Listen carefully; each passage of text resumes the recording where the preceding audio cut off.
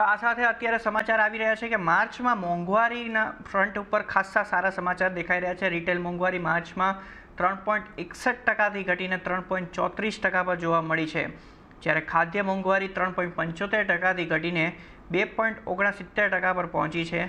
એટલે મોંઘવારીના દ્રષ્ટિએ સારા એવા સમાચાર રિટેલ ઇન્ફ્લેશનને ધ્યાન રાખીને આવી રહ્યા છે।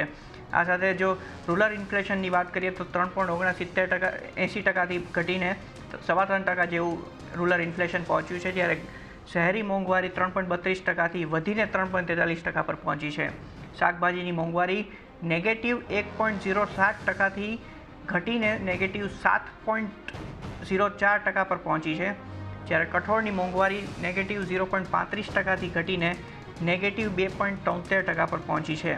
આપણી સાથે અત્યારે કોહિનૂર મેનેજમેન્ટ સ્કૂલના પ્રોફેસર ડૉક્ટર આદિત્ય શ્રીનિવાસ જોડાયા છે। આદિત્યજી, સ્વાગત છે તમારું CNBC બજાર પર।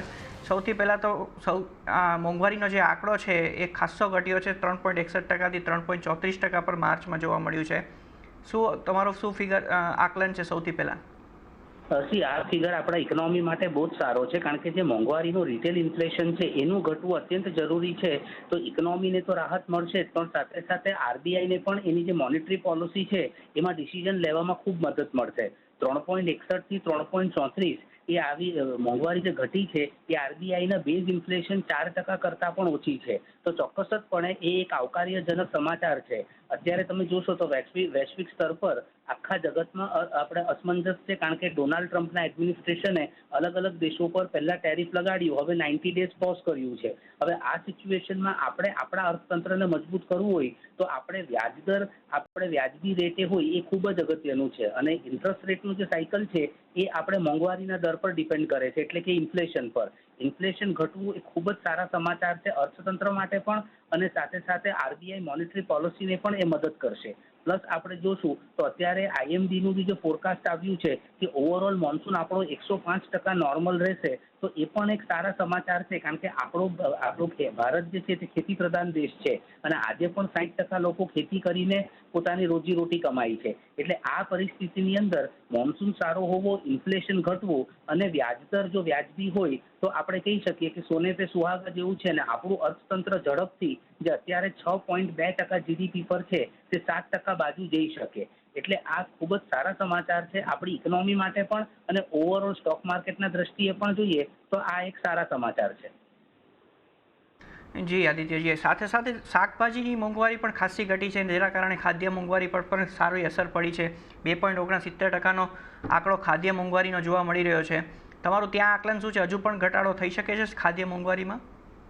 હા, મને એવું લાગે છે કે થોડો ઘટાડો હજુ પણ શક્ય છે, કારણ કે આ વખતે તમે જોશો તો પાક એકંદરે સારા એવા થયા છે, અને આગળ જઈને જો બેઝિકલી આપણે મોન્સૂન બી થોડું સપોર્ટ કરે તો એગ્રીકલ્ચરમાં જે સપ્લાય સાઇડ પ્રોબ્લેમ છે એ સોલ્વ કરવામાં સહેલાઈ થશે, તો ભાવ આપણે કહી શકાય કે સારી રીતે ઘટશે। અને સરકાર પણ અત્યારે જુઓ તો તમે જે ડિસ્ટ્રીબ્યુશન નેટવર્ક છે એના પર ખાસો પ્રભાર મૂકે છે કે સારી રીતે શાકભાજી, કઠોળ એની સપ્લાય બજારમાં રહે અને કાળા બજારી નથી થતી જે પહેલાં થયા કરતી હતી। એટલે આ બધા પગલાંને અનુસરણ આપણે જોઈએ તો ઓવરઓલ આપણે આગળ જતાં પણ મોંઘવારી કંટ્રોલમાં રહેશે એવું લાગે છે। ઇનફેક્ટ છેલ્લી RBI મોનેટરી પોલિસીમાં પણ આપણે ઇન્ફ્લેશનનું જે ફોરકાસ્ટ કર્યું છે તે 4%નું જ કર્યું છે। એટલે ઓફકોર્સ આપણું જે 2 થી 6%નો જે રેન્જ છે ઇન્ફ્લેશન જો એની અંદર વ્યવસ્થિત રીતે રહે તો ચોક્કસપણે ઇકોનોમી માટે સારા સમાચાર રહેશે। આદિત્યજી, ખૂબ ખૂબ આભાર તમારો અમારી સાથે જોડાવા બદલ અને વિગત આપવા બદલ। તો સાથે માર્ચમાં જથ્થાબંધ મોંઘવારીના મોરચે રાહતના સમાચાર આવ્યા છે। માર્ચ મહિનામાં WPI 2.38%થી ઘટીને 2.05% પર નોંધાયો છે, જેમાં ખાદ્ય મોંઘવારી 5.94%થી ઘટીને 4.66% પર નોંધાઈ છે। ફ્યુલ અને પાવર મોંઘવારી -0.71%થી વધીને 0.20% પર નોંધાઈ છે। મેન્યુફેક્ચર્ડ પ્રોડક્ટ મોંઘવારી 2.86%થી વધીને 3.07% પર નોંધાઈ છે। તો સાથે પ્રાઇમરી આર્ટિકલ મોંઘવારી 2.81%થી ઘટીને 0.76% પર નોંધાઈ છે। તો માર્ચ મહિનામાં કોર મોંઘવારી 1.30%થી વધીને 0.5% પર નોંધાઈ છે। તો માર્ચ મહિનાના ટ્રેડ ડેટા આજે જાહેર કરવામાં આવ્યા છે। માર્ચમાં વેપાર ખાધ વાર્ષિક ધોરણે 1.92%થી વધીને 3.63% પર પહોંચ્યું છે, માર્ચમાં નિકાસ 71.71 બિલિયન ડોલરથી વધીને 73.61 બિલિયન ડોલર પર પહોંચ્યું, જ્યારે આયાત પણ 73.63 બિલિયન ડોલરથી વધીને 77.23 બિલિયન ડોલર પર પહોંચતી જોવા મળી.